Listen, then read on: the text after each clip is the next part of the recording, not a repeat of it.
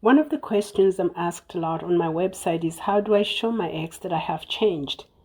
And my response is usually, what has changed that you want to show your ex? Most people give me a laundry list of regrets, mistakes, things they said I shouldn't have, and things they shouldn't have done but did.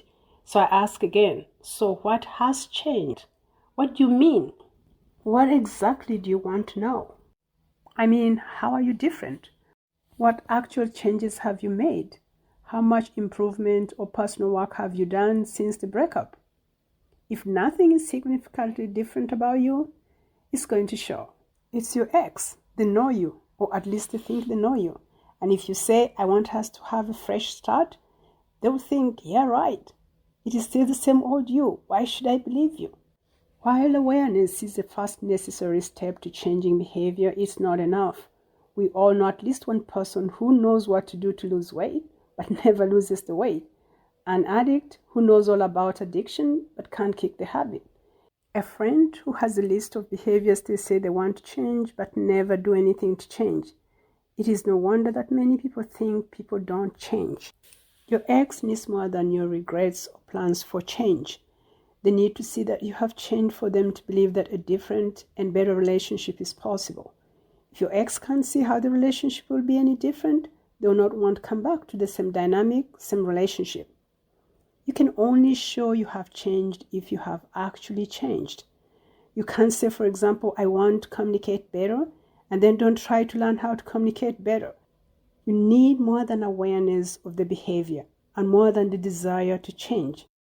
And if you're thinking, it takes time to change, my ex will move on. That is true.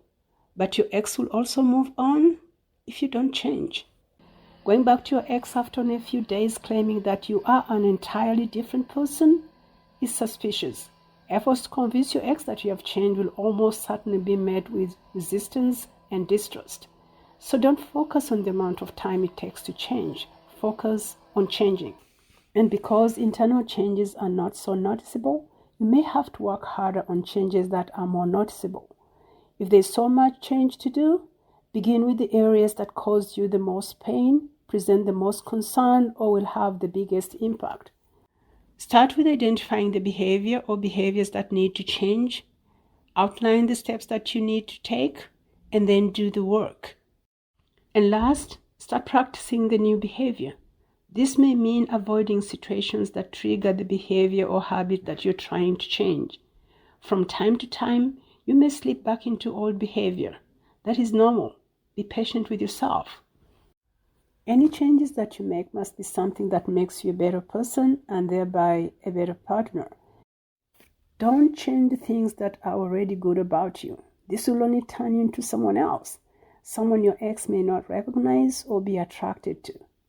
Once you have actually made the changes that are not worthy or visible, it is much easier to communicate to your ex a vision of a better relationship and to show them that you have changed. And instead of struggling to find things to talk about with your ex, you can use the changes that you have made as topics for deeper conversations. If you find yourself frustrated that your ex does not appreciate the changes that you have made, chances are that you haven't really changed as much as you think that you have. Or you're not doing a good job showing your ex that you have changed. But it is also possible that your ex really doesn't care if you change or not. They moved on. In worst case scenario, you change too late. If you want your ex back, you have to give them reason to want to come back. You have to paint a better vision of a better relationship. And you can only do that if you are a better you.